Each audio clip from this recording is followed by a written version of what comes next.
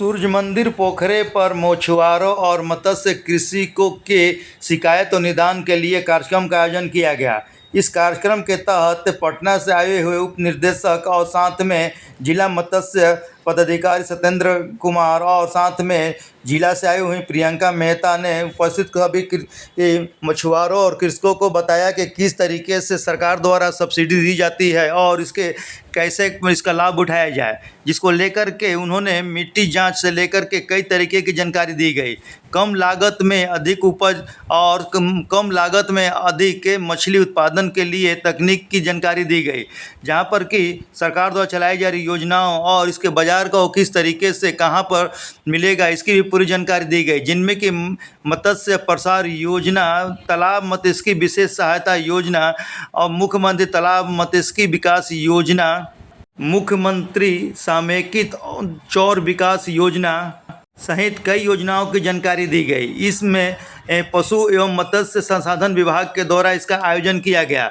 मत्स्य विभाग के द्वारा आयोजन करने के साथ ही ज़्यादा से ज़्यादा मछली उत्पादन कैसे करें और इसको लेकर के उन्नत क्वालिटी की मछली को उत्पादन करने की भी बात बताई गई, जहां पर इस मौके पर कृषि विभाग के द्वारा आए हुए अधिकारियों ने ज़्यादा से ज़्यादा मत्स्य उत्पादन की जानकारी दी और बताया कि जो तालाब में खेती अपना मछली उत्पादन करते हैं उनके लिए ठीक है, और जो चाहते हैं कि छत पर मत्स्य पालन करें उनके लिए भी सरकार द्वारा योजना आई है, इसको सब्सिडी की भी पूरी जानकारी दी गई।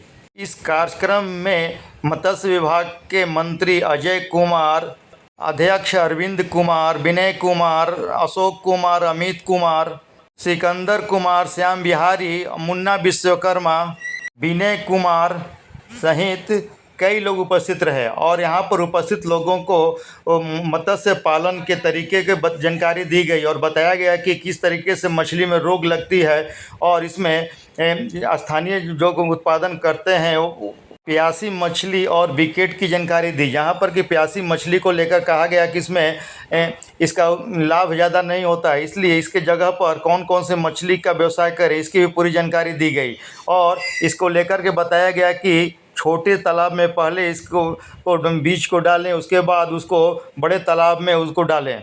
इस मौके पर सिकंदर कुमार, विनय कुमार, मुन्ना विश्वकर्मा सहित कई लोग उपस्थित रहे।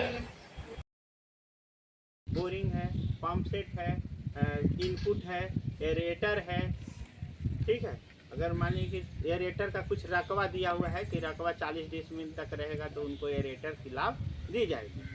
और बोरिंग का है कि 25 डेसिमिल कम से कम जल क्षेत्र होना चाहिए, मतलब पानी होनी चाहिए, ठीक है। ये सब ठीक कर करके अगर और कुछ लोगों से संपर्क होता है तो थोड़ा सा तो ये सब योजना है। उसके बाद आपका सबसे मुख्य योजना अभी चल रही है, जो किसी चीज़ की जानकारी नहीं रहेगी तो आप नगण्य हैं, आपके पास संपत्ति है, अगर धान रोपते हैं, धान की जानकारी नहीं है कि किस महीना में धान रोपेंगे। कोई के जिला के 2 प्रशिक्षण संस्थान मिला है, वो ICR का है, केंद्र सरकार का वो है। बाकी ये राज्य के अंदर भी हमारा ट्रेनिंग सेंटर चलती है, जिसमें हमारे के यहाँ से 5 ट्रेनिंग सेंटर 5 बैच है, मतलब 3 बैच है, 150 है, वो राज्य के अंदर रहेगी। राज्य के अंदर में आपका पटना का 2 सेंटर है, एक हमारा खुद बिहार सरकार की संस्था चल रही है जो मीठापुर में है, वो प्रशिक्षण संस्थान है हमारा अपना विभाग का, ठीक है। और एक है जो DNS कोई गए होंगे तो जानते होंगे, सहकारी समिति है शास्त्री नगर पटना में, उसमें हमारा 3 बैच है, ठीक है, जिसके अंतर्गत आपको बताते हैं। पहला है उन्नत इनपुट का योजना, दूसरा है यांत्रिक एरिएटर, तीसरा है उन्नत मत्स्य बीज, चौथा है ट्यूबवेल पंप से बोरिंग का है, ठीक है। तो इसमें इनपुट में आपके पास अगर 5 कट्ठा में भी तालाब है तो आप आवेदन जो है कर सकते हैं, उसका लाभ ले सकते हैं। यांत्रिक एरिएटर और ट्यूबवेल पंप सेट के लिए कुछ जल क्षेत्र जो है वो तय है, जैसे फॉर्म भरा है इनपुट का, हाँ इनपुट का फॉर्म है। ट्यूबवेल पंप सेट के लिए आपको 25 डेसिमिल का जल क्षेत्र होना चाहिए। अगर आपके पास 25 डेसिमिल का जल क्षेत्र है तो आप ट्यूबवेल पंप सेट के लिए अप्लाई कर सकते हैं।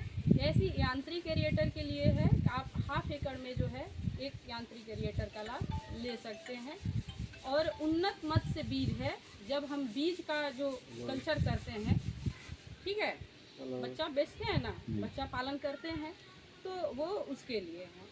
आपको जनरल बीसी के लिए जो है 50% सब्सिडी है, ईबीसी एससी एसटी के लिए जो है 70% का अनुदान है, ये चारों योजना पर। समझ गए? अब दूसरा आपको एक योजना बता देते हैं, एससी एसटी के लिए जो है विशेष सहायता योजना, जिसका लागत कॉस्ट आपका 10,10,000 है। और ये देखिए, इसमें इतना अच्छा एक बेनिफिट है कि आपको एक तालाब निर्माण से शुरू होता है और उसमें आपको जितने चीज़ों की ज़रूरत है वो उस योजना के साथ है, मतलब 5 कंपोनेंट उसके साथ है। पहला आपने तालाब बनाया, दूसरा आपने तालाब पे ट्यूबवेल कर लिया, तीसरा आपने अपना दाना खाद भी जो रखना है वहाँ उसके लिए आपने एक शेड बना लिया या अपने रहने के लिए एक घर बनाया, चौथा जो है आपने एक यांत्रिक एरेटर जो है वहाँ आप लगाए और एक ट्यूबवेल पंप सेट का काम किए, ठीक है।